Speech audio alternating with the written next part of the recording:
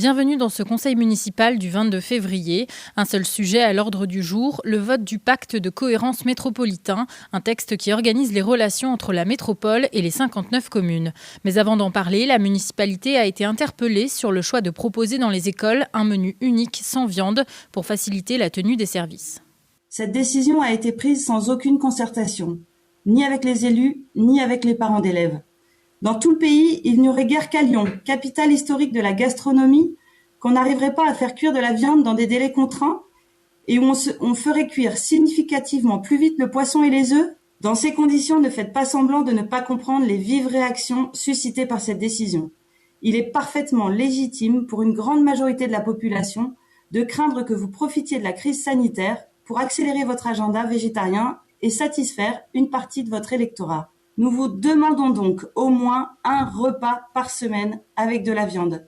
Les écoliers lyonnais n'ont pas à être pris en otage de votre idéologie anti-viande.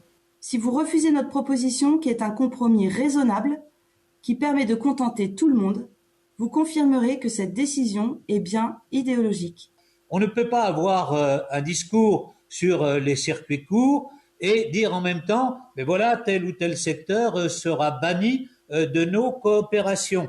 Monsieur le maire, vous pouvez très vite redresser le discours en disant dans l'avenir, nous souhaitons construire avec les producteurs, avec les éleveurs, avec l'ensemble de la filière, une vraie politique et donc mettre une viande de bonne qualité dans nos cantines scolaires. Vous aurez ainsi réduit toute polémique.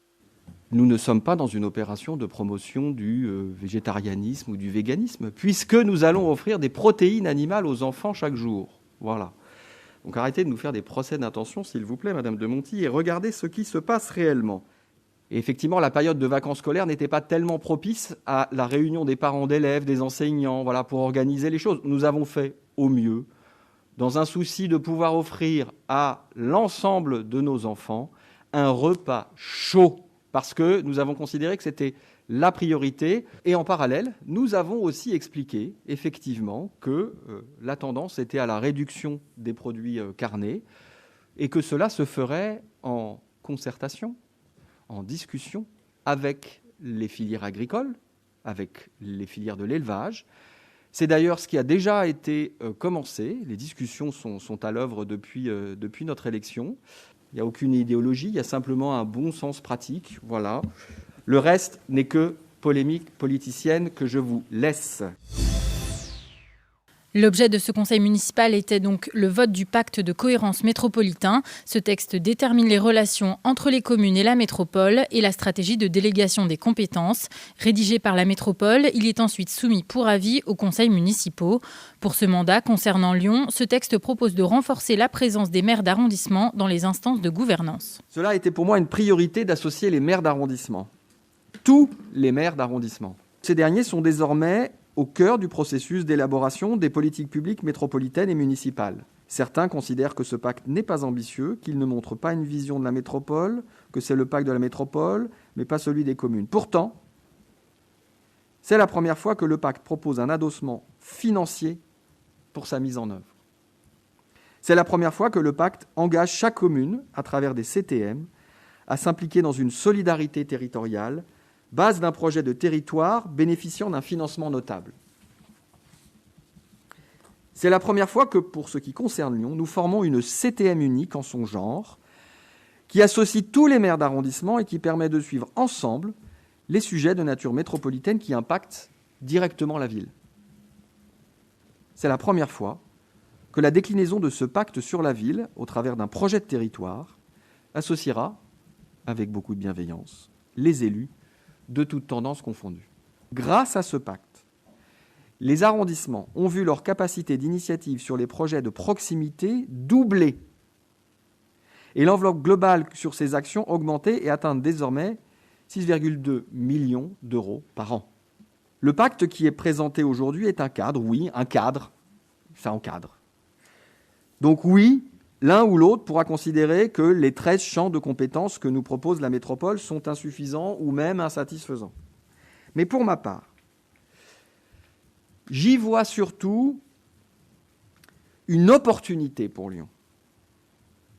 pas seulement parce que des ressources nous sont attribuées, mais parce que cela nous engage sur des priorités que nous aurons choisies, avec un objectif, celui de la transition écologique. Sur le fond, l'opposition a soulevé 2 critiques principales sur le texte, une inclusion trompeuse des arrondissements et l'absence de certaines thématiques. Je regrette l'absence d'un volet sur la sécurité, identifié par exemple, parce que c'est un sujet qui n'est pas seulement le sujet des communes et qu'il va bien falloir avoir une pensée à l'échelle de la métropole. Celle de l'accompagnement des étudiants. Nous sommes la 2e métropole universitaire de France et, je le redis, sur une vision de santé publique qui n'est pas seulement la somme et la juxtaposition, c'est quelque chose que nous devons élaborer et on sait que Lyon peut jouer un rôle important dans ce travail. Les évolutions que vous proposez ne sont que de façade. D'un côté, une métropole qui étend ses pouvoirs en empiétant sur les prérogatives des communes, j'y reviendrai. Et de l'autre côté, un maire de Lyon qui siégera au même titre que chaque maire d'arrondissement au CTM. C'est tout simplement par les 2 extrémités que le rôle du maire de Lyon est d'évaluer. Nous constatons que la métropole s'éloigne de ses prérogatives premières en s'immisçant dans tous les champs d'action et tout particulièrement, et c'est ce qui est inquiétant, dans les compétences particulières des communes. Ce pacte de cohérence ne peut nous satisfaire parce qu'il n'est pas à la hauteur des enjeux de notre agglomération. Il met un coup d'arrêt à la dynamique de notre territoire qui jusque-là avait permis à Lyon de se développer, de rayonner, de s'embellir et de répondre au mieux aux besoins de ses habitants. Il perd entre autres sa fibre initiale qui avait vocation à améliorer la coopération entre les différentes collectivités. Malgré la couleur politique qui vous lie à Bruno Bernard, votre responsabilité est grande et vous devez, avant tout intérêt partisan, préserver prioritairement les intérêts des Lyonnais. Mais regardez bien ce texte. Les arrondissements, ils sont cités dans les instances de gouvernance, dans le pacte. Et c'est, il faut l'avouer, plus pour se donner bonne conscience qu'autre chose. La métropole de Lyon se comporte de manière impériale vis-à-vis de la ville, en méconnaissant ses particularités. Ce pacte, il est vide sur un certain nombre de sujets essentiels qui concernent la ville de Lyon. Il est vide notamment sur un sujet déterminant, c'est l'articulation, notamment sur les politiques culturelles, entre la métropole et la ville de Lyon, sur des grands équipements qui n'ont pas vocation à être purement municipaux. Pour nous, ce pacte est une illusion. On a l'impression qu'il n'a pas été fait par des politiques, mais qu'il a été fait par des astronomes, tant il présente une sorte de trou noir dans le vide sidéral pour la ville de Lyon. En fait, c'est un document un peu banal. Il n'a pas de colonne vertébrale, il n'a pas de force. C'est une sorte d'alignement de principes qui relève un peu de concepts affadis et sans aspect saillant. Mais j'y vois aussi pour vous, monsieur le maire de Lyon, un affaiblissement politique en ne prenant pas en compte les intérêts de la ville de Lyon, en ne mettant pas Lyon au cœur de toute une série de sujets absolument essentiels pour l'avenir des 500 000 Lyonnais. Je crois que c'est un affaiblissement de notre conseil municipal et de son maire. Le groupe Lyon en commun, qui fait partie de la majorité, regrette que le texte n'aille pas assez loin. Nous estimons que l'aspect démocratique et citoyen n'est pas encore suffisamment pris en compte dans ce nouveau projet de pacte de cohérence et que les citoyens et citoyennes restent écartés. D'une part, la conférence métropolitaine, comme les conférences territoriales des maires, se déroulent à huis clos, sans publicité des débats. Pour notre part, pour le groupe Lyon en commun, nous serions favorables à ce que ces conférences puissent se tenir avec une présence de public. Je note quand même au passage, et j'avoue que j'en suis un petit peu amusé, l'intérêt soudain pour l'astrophysique de certains. C'est ce qui les conduit sans doute à faire quelques remarques assez lunaires. En ce qui me concerne, ce qui m'importe, c'est de rester bien les 2 pieds sur terre et de regarder les éléments tels qu'ils sont posés. Ce n'est pas dévaloriser le rôle du maire de Lyon que de faire la place au maire d'arrondissement. Se mettre à l'écoute, se mettre au niveau des arrondissements, c'est aussi, je l'espère, être davantage en proximité de nos concitoyens, et cela m'importe. Et je considère, pour ma part, qu'assumer le leadership, c'est aussi se mettre à l'écoute, c'est aussi faire preuve de bienveillance, et bien sûr, quand il faudra trancher, je trancherai, puisque je vous le rappelle, je reste président de la CTM. Le texte a été voté avec 50 voix favorables, mais sur la forme, les oppositions ont regretté que les amendements aient été débattus après le vote du texte. Je crois que j'ai jamais vu ça de ma vie. Oui, j'ai jamais vu ça. Je crois que ça, c'est sidérant. Ça n'a aucun sens. Vous nous invitez à voter un texte, puis ensuite vous nous dites faites des amendements. Et je vous ai expliqué dans mon intervention liminaire que je voterai ou non le texte en fonction de l'accueil que vous réservez à nos amendements. Moi, je n'ai jamais vu ça. Le projet de pacte n'est pas un texte issu de notre Assemblée.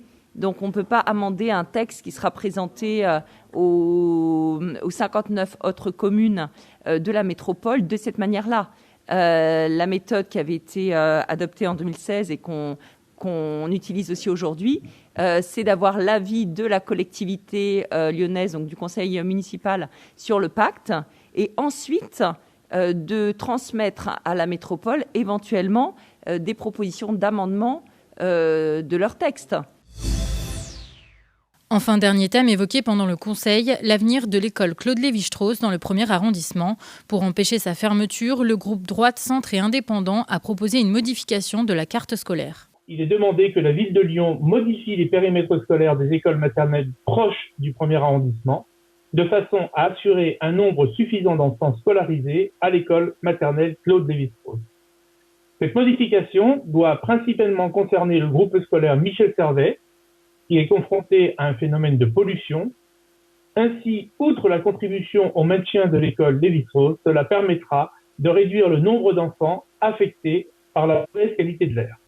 Dans un courrier datant de vendredi 19 février, l'inspection académique m'informe déjà d'un risque de fermeture de 2 classes à Michel Servet, dont une classe de maternelle. Votre demande aurait pour conséquence d'accentuer la baisse d'élèves à Michel Servet et provoquerait donc la fermeture d'une nouvelle et 3e classe. Effectivement, il y a des problèmes de pollution d'air et nous avons été les premiers à le signaler sur cette école-là. Nous envisageons des investissements de 6 millions d'euros sur cette école lors de la prochaine PPI afin de la rénover et de mettre en place des dispositifs qui permettront de lutter contre la pollution. Prochain conseil municipal le 25 mars.